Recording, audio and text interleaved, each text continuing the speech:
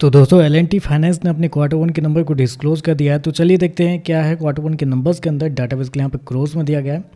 तो देखिए पिछले क्वार्टर की बात करते हैं तो पिछले क्वार्टर में कंपनी का टोटल रेवेन्यू जो कंपनी ने ऑपरेशन के थ्रू जनरेट किया था 4022 करोड़ के आसपास, पिछले साल 3784 करोड़, जबकि अभी देखें तो 4260 करोड़ आपको जाता हुआ देखने को मिला है। तो कंपनी का टोटल इनकम देखें तो आपको साल दर साल क्वार्टर क्वार्टर बढ़ता हुआ देखने को मिला है।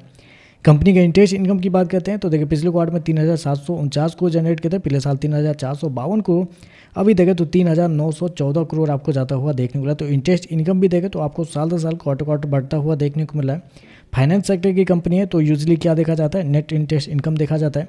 तो पिछले साल की बात करते हैं तो पिछले साल कंपनी का नेट इंटरेस्ट इनकम 2101 करोड़ था। पिछले क्वार्टर की बात करते हैं तो 2150 करोड़, जबकि इस क्वार्टर में देखते हैं तो कंपनी का नेट इंटरेस्ट इनकम 2279 करोड़ आपको जाता हुआ देखने को मिला है। तो कंपनी का नेट इंटरेस्ट इनकम देखें तो आपको साल दर साल क्वार्टर क्वार्टर बढ़ता हुआ देखने को मिला है। साल दर साल देखें तो लगभग 9% क्वार्टरली बेस पे जाते हैं तो वहाँ पे आपको 7% के आसपास की तेजी आपको देखने को मिले। कंपनी ने शो कितना किया है, 2279 करोड़ का नेट इंटरेस्ट इनकम, जबकि मार्केट का जो अनुमान था वो था 2188 करोड़ के आसपास। तो आप कह सकते हैं जितना मार्केट का अनुमान था उससे थोड़ा बेहतर आपको कंपनी के रेवेन्यू मतलब नेट इंटरेस्ट इनकम आपको देखने को मिला। तो एक्सपेक्टेशन से बेहतर आपको नंबर देखने को मिला है। खर्चे की बात करते हैं तो देखिए पिछले क्वार्टर में कंपनी 3221 करोड़ खर्च की थी, पिछले साल 2862 करोड़, अभी देखें तो 3316 करोड़ आपको जाता हुआ देखने को मिला। तो खर्चे भी देखें तो खर्चे भी कंपनी के ठीक है, कंट्रोल में तो नहीं है, थोड़ा सा ज़्यादा देखने को मिले। बेसिकली मेनली आप कह सकते हैं एक जगह पे जो स्पेशली जो हाईलाइट करके मैं आपको बताऊंगा खर्चे ज़्यादा गए हैं वो है आपका इम्पेयरमेंट ऑन फाइनेंशियल इंस्ट्रूमेंट। यहाँ पे देखें तो 542 करोड़ कंपनी ने खर्च किए इस क्वार्टर में,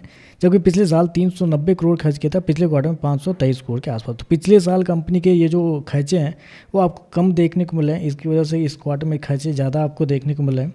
चलिए कंपनी का प्रॉफिट क्या निकलता है वो देखते हैं। तो देखिए पिछले क्वार्टर की बात करते हैं तो पिछले क्वार्टर में कंपनी का प्रॉफिट 635 करोड़ के आसपास था, पिछले साल 685 करोड़ के आसपास, जबकि अभी देखें तो बढ़ के 700 करोड़ आपको जाता हुआ देखने को मिला। तो साल दर साल जाते हैं तो साल दर साल कंपनी के प्रॉफिट के अंदर लगभग 2% के आसपास की तेजी आपको देखने को मिले, जबकि नेट इंटरेस्ट इनकम आपका लगभग 8 से 9% बढ़ता हुआ देखने को मिला। प्रॉफिट 2% बढ़ा है क्योंकि खर्चे थोड़े से ज़्यादा इस क्वार्टर में।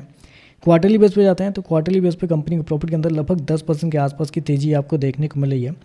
कंपनी ने शो कितना किया है, 700 करोड़ का प्रॉफिट इस क्वार्टर में कंपनी ने शो किया है, जबकि मार्केट का अनुमान भी था लगभग 710 करोड़ के आसपास। तो जितना मार्केट का अनुमान था उससे थोड़ा सा कम आपको देखने को मिल रहा है। मतलब कहेंगे रेवेन्यू मार्केट एस्टीमेट से थोड़ा बेहतर है और प्रॉफिट मार्केट एस्टीमेट से थोड़ा सा कम आपको देखने को मिल रहा है। ईपीएस की बात करते हैं तो देखिए पिछले क्वार्टर में 2 रुपये 55 पैसे, पिछले साल 2 रुपये 75 पैसे, अभी देखें तो 2 रुपये 81 पैसे आपको देखने को मिल रहा है। तो ओवरऑल देखें तो नंबर ठीक है, मतलब इतने तोड़फोड़ वाले नंबर नहीं कहेंगे आप, क्योंकि रेवेन्यू प्रॉफिट सारा कुछ आपको बढ़ता हुआ देखने को, मतलब पॉजिटिव भी बोलेंगे, लेकिन उतना नहीं बढ़ा जितना बढ़ना चाहिए था, क्योंकि साल दर साल आपके मार्जिन आपको गिरते हुए देखने को मिला है। प्रॉफिट थोड़ा सा बिलो एस्टिमेट है, तो नंबर ओके ओके टाइप के हैं। बाकी देखते हैं मार्केट इस पर कैसा रिएक्ट करता है। आजकल बस इतना ही। वीडियो पसंद आए तो लाइक कीजिएगा, साथ में साथ चैनल को सब्सक्राइब जो कीजिएगा। धन्यवाद।